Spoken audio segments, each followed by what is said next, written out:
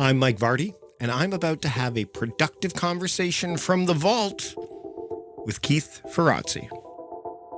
Welcome to A Productive Conversation. It's me, Mike Vardy, and I am back with another episode from the vault, which we typically do on the last week of every month, just to give me a chance to kind of get things ready for the weeks ahead, but also to give you a chance to listen to episodes that you might have missed along the way. And this is no exception. This is my conversation from May 2020 with Keith Ferrazzi. Now, Keith is a CEO and founder of Ferrazzi Greenlight. It's a management consulting and team coaching company that works with many of the world's biggest corporations. He is the author of Leading Without Authority, How the New Power of Co-Elevation Can Break Down Silos, Transform Teams, and Reinvent Collaboration, and obviously the author of many more books, including Who's Got Your Back and the ever-popular Never Eat Alone. So this conversation from nearly just over 3 years ago, which I cannot believe. We talk about the book Leading Without Authority and just dig into things that I don't normally get a chance to talk about. And it was really, I think this is one of my better conversations from back then, especially from that year. So I wanted to bring this back for you. So here we go. Here's my conversation from May 2020 with Keith Ferrazzi. Enjoy. I'd like to welcome Keith Ferrazzi to the Productivityist podcast. Thanks for joining me today, Keith. I'm looking forward to it. So first, right out of the gate, when I picked up the book, Leading Without Authority, How the New Power of Co-Elevation Can Break Down Silos, Transform Teams, and Reinvent Collaboration, the first thing I thought was the word authority, because it has, in my space, in the entrepreneurial space, a lot of people say, oh, if you have authority, it means you know a lot about something. So that was the first thing. I'm like, okay, let me take a look at what this means. And as I dug into the book, that's not really what we're talking about here. I want you to share with our listeners, what do you mean by leading without authority? Sure. All too often, whether you're an entrepreneurial organization and there's a strong focus on the dominance of an entrepreneur, or whether you're in a medium or larger organization where traditional hierarchy matters, I find that the two of those philosophies of leadership, where you need to have positional authority, where you are a named leader by position, I find that gets in the way of meeting the incredible marketplace demands today. The marketplace demands today are that we constantly innovate. We have transformational outcomes constantly. If we don't, we're going to get our butts bit. And the second thing is that we've got to be constantly agile and adaptable. And then third thing is, I believe that the way in which one does that is adopting a new operating model, a new social contract within our teams, within our organizations. And I call that co-elevation. It's ignoring the boundaries and the authority and the boxes called organization charts, just ignoring it, and focusing on a human person listening to this podcast with a vision or an inkling of a vision of how things could be better, and then your ability as a leader to enlist people to create that vision. And so that to me is leadership without authority. And your operating model is not the traditional operating model of I've got to get the promotion. The traditional operating model will hold you back and will hold the organization back. And it's not fast enough. It's not fast enough. It's not powerful enough. It doesn't include enough people. Your model as a leader, whoever's listening to this, your model as a leader is that of enlistment. It's the ability to co-elevate, to enlist people in a journey that creates extraordinary things. And any of you can be that leader today. One of the things you brought up in the book is the idea of co-elevation, not just applying to work life as well. That was one of the things I found interesting, because I think that when you're asking for people to adopt a new mindset, it's best to have it apply as widely as possible. Can you give an example of how co-elevation can work, not just within side of an organization, but as a way of operating in life in general? Co-elevation should and will become, once you read the book, co-elevation will become your standard for all relationships in your life. It will be clear that any relationship that isn't co-elevating is subpar to what's possible. Now, Why do we have 50% divorce rate in North America? It's because we don't have co-elevating partnerships. Why? I mean, I could not lead my two children the same way my father led me. My father was a very traditional Italian immigrant family type. I have two foster children that I got at the age of 12 and 16 who had gone through a lot of crap in their lives before they came into our home. And I had no right. I had to earn the right to be their parent. Now, I'm not suggesting that my situation is akin to others, but I do believe that if you adopt a mindset of co-elevation in all of your core relationships, they're richer, they're easier, they're more abundant, they achieve more. The relationships achieve more. And it's not just family. I went straight to family because that was on my mind. But how do you lead the PTA locally? How do you take some vision you have for a charity you want to participate in, and how do you bring co-elevation to a charity that you're focused on? I've been coaching political candidates on how to start to think about co-elevation as a way to build a movement of change around them as leaders. So it's quite useful in a lot of different ways, and it's needed. Never before has our society been more schismatic and dived into pockets of tribalism. But you can leverage that, and you can become the leader of a tribe that didn't even know it was a tribe. I want to broaden the scope a little bit before we dive back into the details of the book, because mindset is such a huge thing. And I mean, you've written it in Never Eat Alone. Now we're into Leading Without Authority. It's been quite the space between those books. But mindset is one of the things that when I come across people in my own world in the productivity space and give them these ways of performing, we're going to talk a little bit about the scoring system that you introduced in this in Leading Without Authority as well. But why is mindset shifting so flipping hard for people? Like, why is it such it can be a real drag, and I'd like to get your thoughts on that, because I talk about this a lot with other guests. Like, and often it's, we need to change your mindset. And some people, like, it's just a struggle. Yeah. I'm going to be just a little bit crass. I think Sure. the idea of changing, I think the idea of changing your mindset is bullshit. What I mean, not that you don't need to change your mindset. Of course you do. You need to move from a scarcity mindset to an abundance mindset or a growth mindset. I believe in all of that. But I have been researching for 20 years. For Aussie Greenlight, my company, we transform executive teams. So we go into an executive team, whether it's a small organization or a large organization. We're right now coaching executive teams at General Motors, at Verizon, at Delta Airlines. I mean, Delta Airlines, right? I mean, not sure when this podcast is going to air, but it's going through a lot right now. Yeah. And the work that we do is yes in changing mindset, but there's a great phrase: you don't think your way into a new way of acting, which would mean, boy, I'm going to change my mindset and then I'll be different. I'll behave differently.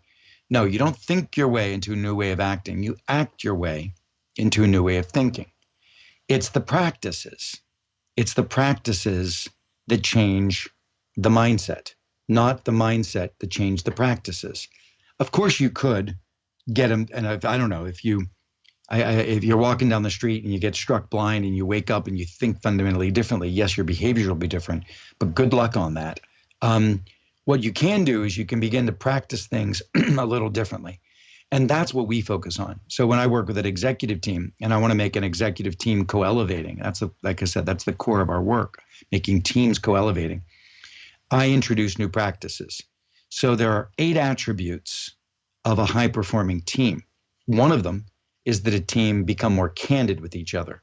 It actually speaks the truth to each other. It won't let each other fail by having been conflict avoidant or passive aggressive, which we see all the time in the workplace. So how do you coach that into action? Well, you open up a new practice. Every meeting, in the middle of the meeting, you stop and you implore the group to, this next 5 minutes, I want people to speak the truth of what's not being said. Now, the way you go about getting that out with people is instead of just offering that in the big room and hearing crickets, you break everybody into small groups of 2 or 3, which is very easy now online if you're social distancing, or even if you're leading any virtual meeting, or even if you're in a room of people physically, you just turn to the person next to you, tell everybody to partner up and come up with 1 or 2 things that the room should hear that it's not hearing. Now that's an assignment. It's an assignment of candor, right? Mm-hmm. And even though you may not have a perfect psychological safety such that you'll hear everything they're thinking, you'll start practicing hearing more. And then with when that's reported back, if you receive that well as an appropriate gift, even if you don't agree with it, you appreciate the candor and the transparency. Now you've conditioned your team to do more of it. So that's an example where you lead with a practice that improves a distinct area called candor. And the mindset is, I'm not going to hold back because I own my partner's success here, right? That's a different mindset shift. And that's a co-elevating mindset shift. So what I do in the book and what we do in our coaching is we help teams adopt practices that make their teams co-elevating. And there's 2 places you can do that. You can do it at the team level, like I've talked about. You could also do it with any entrepreneur inside of a business. And I use the word entrepreneur liberally. I mean, just anybody who wants to do something bigger or better inside of a business. Doesn't matter what age you are. Doesn't matter what position you are.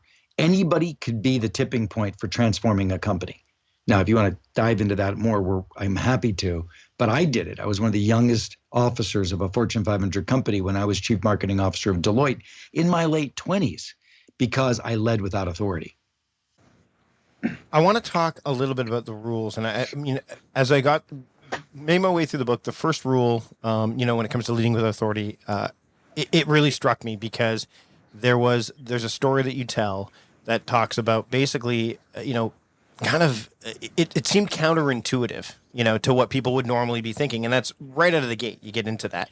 Can you talk about the idea of, first off, the co-elevation continuum comes out of that. You talk about that in that chapter in the book, in rule 1, but the idea of working, there's that story, and I don't want to give too much away, but the idea of working with someone that you don't necessarily feel that you would normally work with, you almost feel like they're your competitor, and changing the way that you operate around them. Can we touch on that a little bit? I'm not sure which of the stories you're referring to, but in chapter 1, the introduction talks about how we're in a new world of work today. Yep. And that those of you who are listening to this podcast, if you become aware that we're in a new world of work and you start to adopt new work rules, you will win. You'll be the leader. You right. will have an advantage, right? So that's number 1.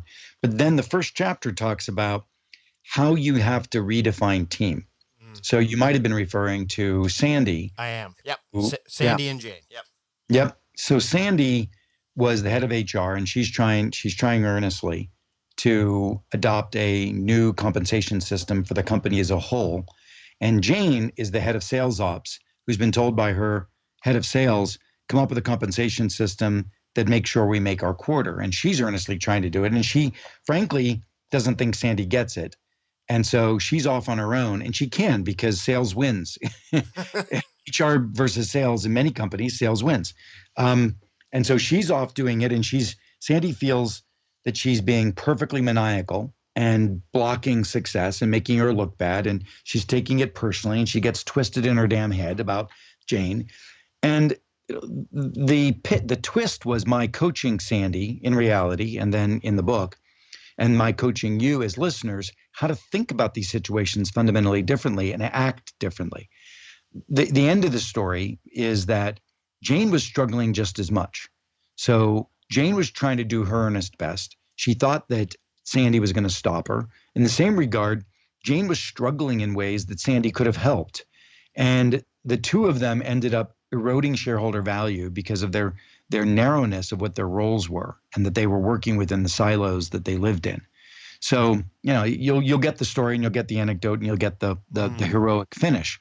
But that's the point. Now, and I go on then the next chapter, which I love, it's one of my favorite chapters, which basically tries to eliminate everybody's excuse for adopting this, Yeah. which is, and I don't want to get into them, but I come up with a number of what I call the real lies we tell ourselves, that are the excuses that stop us from being successful. And I think in life, the chapter's called "It's All on You." Yeah, that's And that's. I looked at that. I got to step away for a minute because you it know, was one of those. It was one of those stark, like, whoa, wait a minute. It seemed again counter to like. It was very, very much a shot across the bow to me. yeah, You know what I mean? it's a harsh chapter. Um, but the good news is I have to eat my own dog food on that one, and I reveal in that chapter how I have blamed others for my failure, but in reality, it's me. And because there's a consistency there, and you always have to ask yourself, what's my part? And that's only one of the outcomes of that chapter. But we have lots of reasons that we don't engage deeply with people, particularly people who we've considered difficult, like Jane in that last example. And that, by the way, applies to your mother, not your mother particularly, but it applies to our sisters, the people who are struggled with, our neighbor, whatever it is. I mean, we've got to start taking onus of responsibility to be the North Star of the kind of relationships we want to have. And I get very tactical about how to do that in the subsequent chapters of how do you enlist people? How do you enlist people and earn followership? How do you earn the right to lead? So I've sort of stepped through a couple of the chapters already, but I am so proud of this book because it really is a pathway for anybody, including, listen, I know some very powerful people in this world who run some of the most powerful companies in the world, literally Fortune 10 companies, who by adopting this mindset put an extra a boost on their growth strategy for the company as a whole. Because we're not just talking about somebody who's in the middle level of management using this to get ahead, which is 100% available to you. But we're talking about a different way to fundamentally expand a company and the way a company thinks. And I have often found that anybody in the company can be that tipping point. I mean, who was Gandhi, right? I mean, who was Martin Luther King? These are individuals who enlisted a very similar process of co-elevation and enlistment of a movement. You are all capable of being movement leaders inside of your company. I did it. I did it at Deloitte. We transformed the whole mindset at Deloitte through my small practices and actions.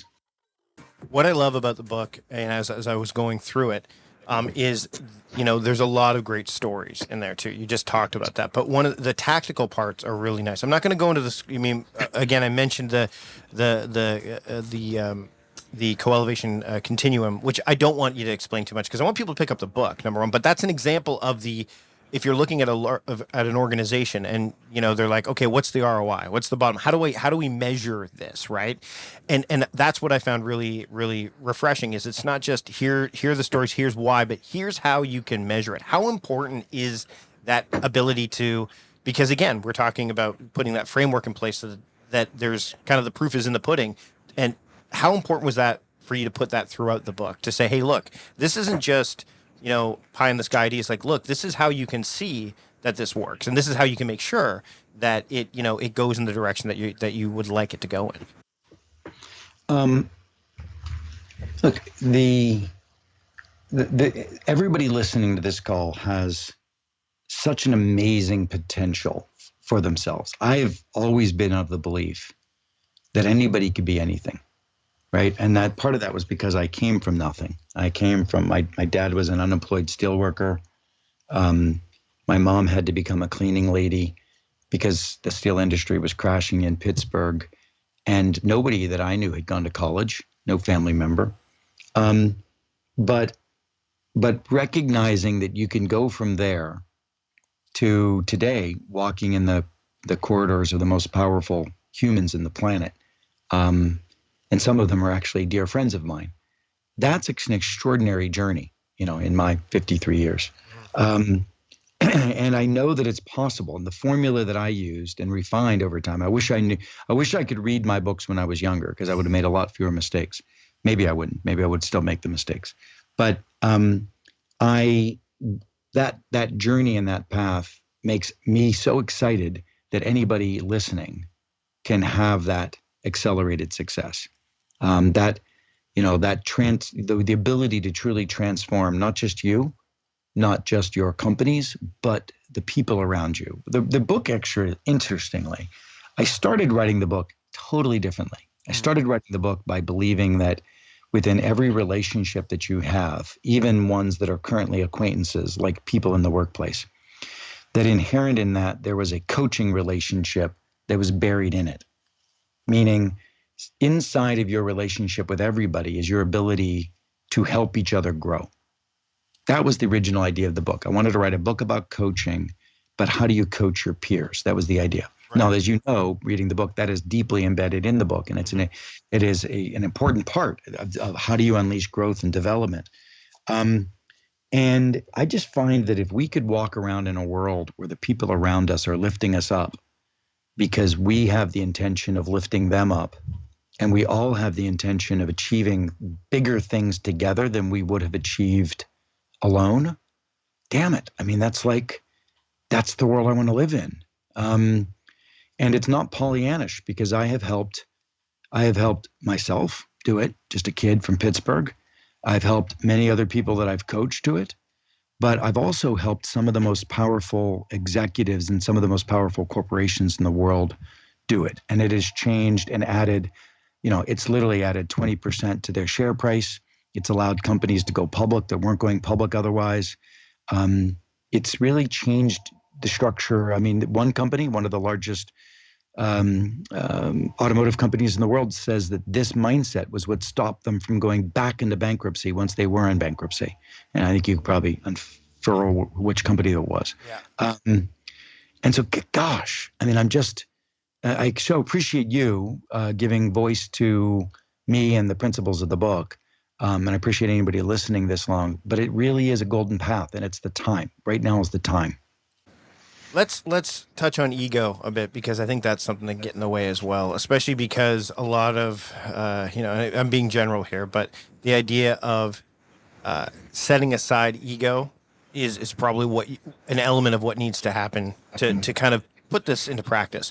What do you have to say to people who are struggling with that element of when they go through the book? They're like, because that's something that, it can be, as Ryan Holiday says, it can be the enemy.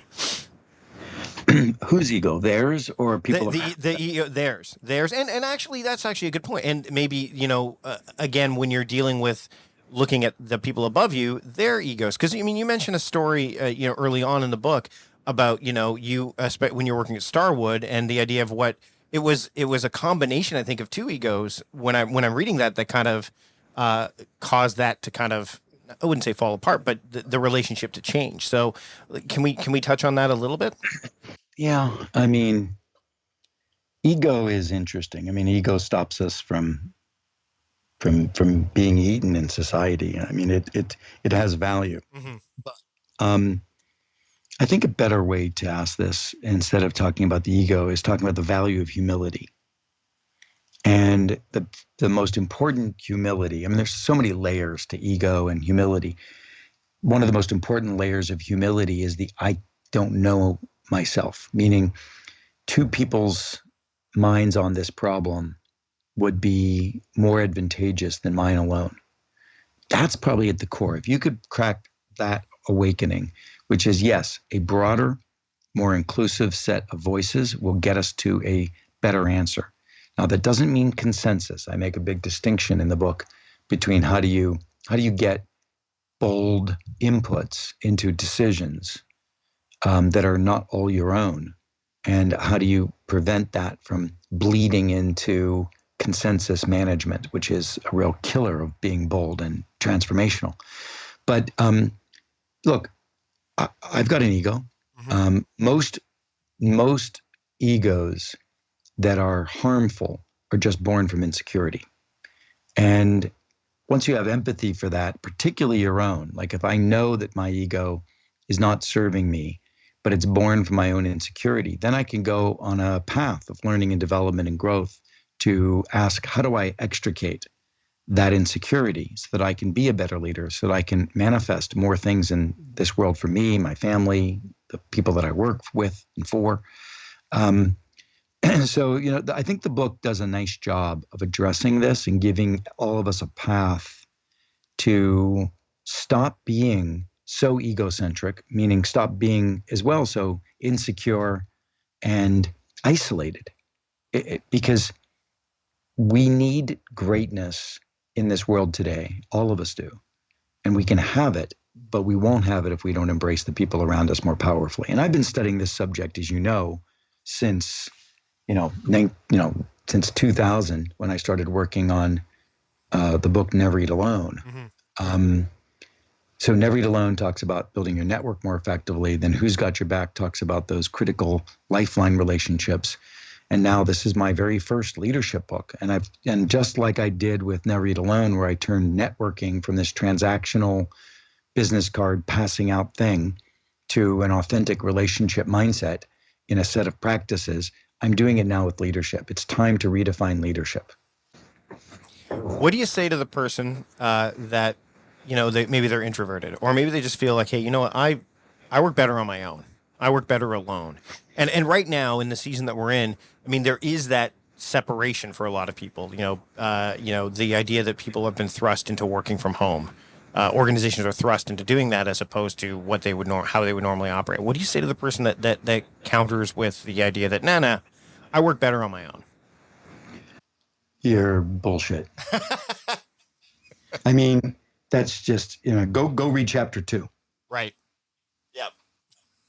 Yeah, look, you're mediocre and you don't even know it, and it's sad. And I want you to awaken to the realization that yes, you might work more comfortably alone or more easily alone, but your outcomes will be mediocre. You deserve better. Finally, as we get close to wrapping up here, I want to talk about the idea of patience, because none of this stuff happens overnight, I think. I mean, a lot of people, when they read a book, or especially a book that, has the idea of transformation in mind. And as I went through the book, there's a lot, I mean, at the end of the book, one of your highest purpose in writing this book, I'll quote you, is to help you incite a movement that will measurably enhance your life and the lives of those around you. And then there's more to it than that, but that's bold, and that there's some patience involved with that. What do you say to the person who is all about the now? Let's jump in, do this now, without the consideration that patience is a principle that you need to kind of. I'm not that patient. You're not that patient. But you got to start. Right. And what I have learned is, if you don't start in a place where you can get something done and to be successful and show outcomes for it, you won't go to the next step. So I don't require, and this is true for all my books and all of my work and all my coaching, I don't require that people,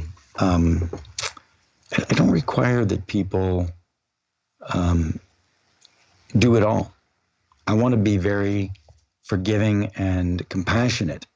I've taken all of this and I put it into a course that I sell. I've never sold a course before. I always sell, I go from books to coaching teams, right? But I decided I wanted to put more tools in people's hands. So I created a course on this topic that people can find at philosophies.com. And when I was building the course, I wanted to put so much into it, and I did. But I also always have to be careful, because I don't want to overwhelm people. I want to give them enough that they start. And once they start and get successful, they'll want more. It's an interesting balance not to put the smorgasbord in front of people and intimidate them. So let's leave them with, what's the one simple thing? They're going to pick up the book. They're going to read it. What's one action that someone listening can do that they can take today that will help them to start leading without authority? Identify something you think you could do better or different at your company, and identify one or two people who you think could add value to that discussion and add value to the possibility of that thing happening. And it doesn't have to be specific. It can be generalized. We really need our supply chain to be re-engineered. We need better project management tools in the company.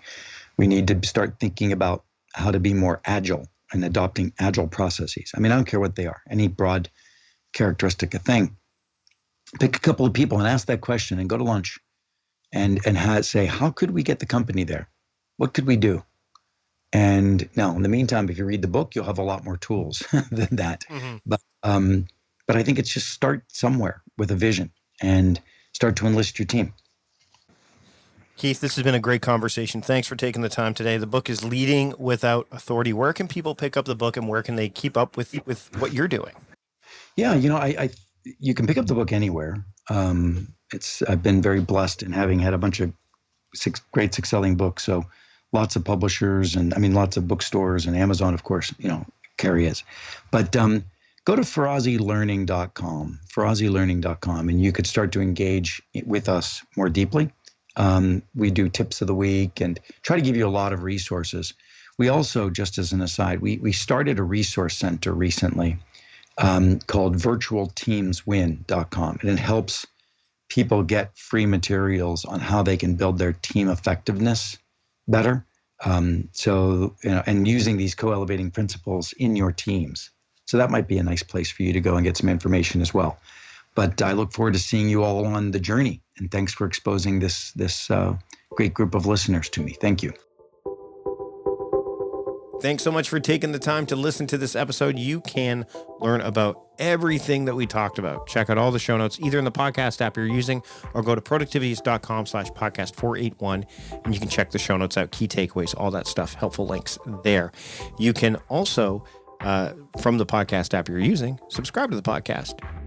Just hit the subscribe button. That way you don't miss a single episode of what's to come, including conversations that you may not have heard before, like this one, but it's easier to go back into the archives and find other gems as well. The other thing you can do from the podcast app that you're using right now, or go directly to productivities.com/podcast sponsors, is check out the sponsors you heard on today's show. And when you do that, and there's often special deals and promos and all that, that way they know that I sent you. It's another way to support the show. That's it for this episode. I'll be back next time with a shiny new episode. Until then, I'm Mike Vardy, the host of A Productive Conversation, reminding you to stop doing productive and start being productive. See you later.